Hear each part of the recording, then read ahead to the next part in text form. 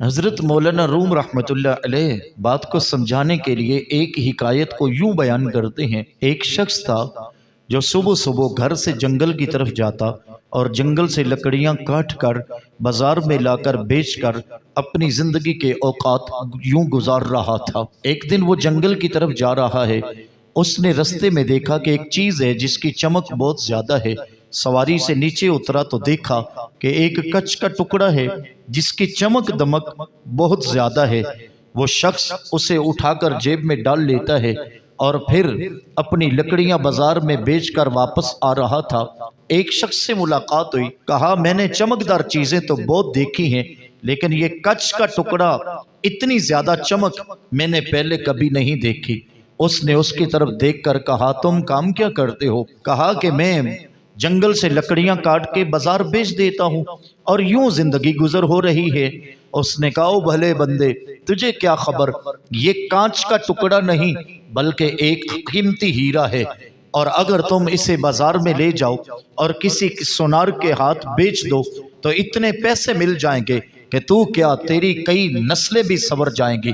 وہ سوچ کے حیران ہوتا ہے، ساری زندگی تو لکڑیاں بیچ بیچ کر گزر گئی اور اتنا منافع نہ مل سکا جس سے گھر بنا لوں، اور یہ کانچ کا ٹکڑا اتنا قیمتی ہو گیا۔ خیر وہ بازار گیا، ایک سونار سے ملاقات ہوئی، کہا یہ کانچ کا ٹکڑا ہے، کسی نے کہا ہے کہ یہ قیمتی ہیرا ہے۔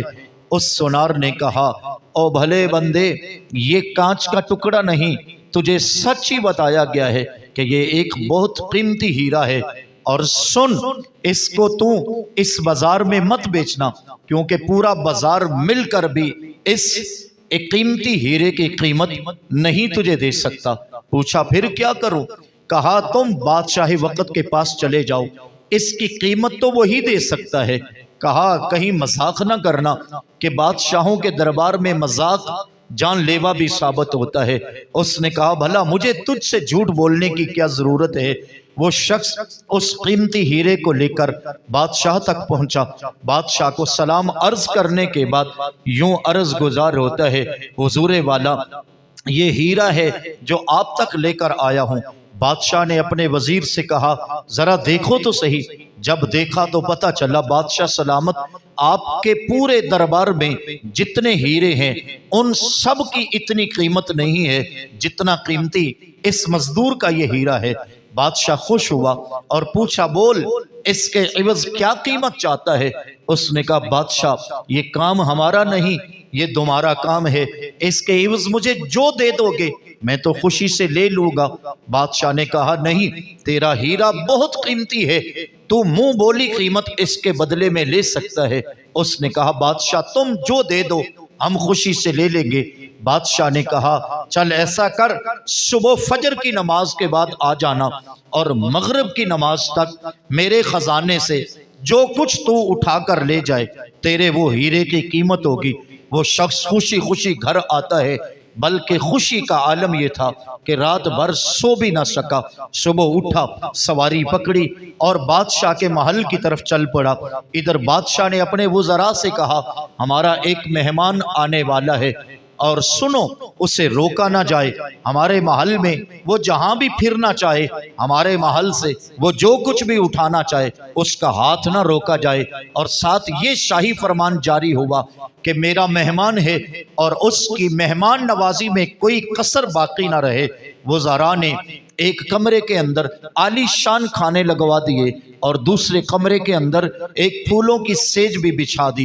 وہ جوان جب سواری لے کر بادشاہ کے محل میں داخل ہوتا ہے تو کبھی بادشاہ کا محل دیکھتا ہے، کبھی اس کے ہیرے جواہرات کو ہاتھوں میں اٹھا اٹھا کے دیکھتا ہے، کبھی سونے کو دیکھتا ہے، کبھی چاندی کو دیکھتا ہے۔ اتنے میں ایک وزیر نے کہا سرکار آپ کے لیے کھانا لگا ہے، آ جائیے نا، کھانا تو کھا لیجئے۔ اب جا کر اس نے کمرے میں دیکھا تو ایک نہیں بلکہ کئی اقسام کے کھانے وہاں پر موجود تھے۔ اس نے کھانا کھایا اور اس سے کچھ زیادہ کھانا کھا بیٹھا، اور کھانا کھانے کے بعد یہ خیال آیا ابھی تو سارا دن پڑا ہے، میں ایک پھیرا بھی لے گیا تو میرے لیے کافی ہے۔ وہ پھولوں کی سیج جہاں بچھی تھی وہاں پہنچ گیا، سوچا کہ تھوڑی دیر آرام کر لوں۔ اور یہ فطرت کی کہانی ہے کہ جب کھانا بہت زیادہ مقدار میں کھا لیا جائے پھر نیند تو غالب ہو ہی جاتی ہے۔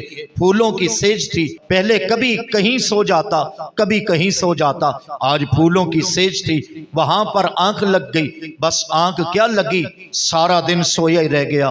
ادھر مغرب کی اذانیں ہوئی، ادھر وزیروں نے آ کر جگا دیا، میاں اٹھ تیرا وقت پورا ہو گیا ہے۔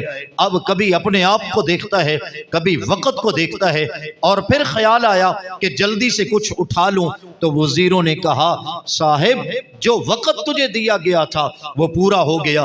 مولانا روم رحمت اللہ علیہ اس بات کو بیان کرنے کے بعد فرماتے ہیں میاں اس ہیرے سے مراد تیری زندگی ہے، کیونکہ جتنا وہ ہیرا قیمتی ہے اس سے زیادہ تیری زندگی قیمتی ہے، اور اس محل سے مراد یہ دنیا کا مال و متاع ہے، اور اس بادشاہ سے مراد تیرا حقیقی رب ذوالجلال ہے۔ اس نے تجھے اس زندگی والا قیمتی ہیرا دے کر اس دنیا میں بھیجا ہے، اور پھر تیرے آگے دنیا کا مال و متاع سجا دیا گیا ہے۔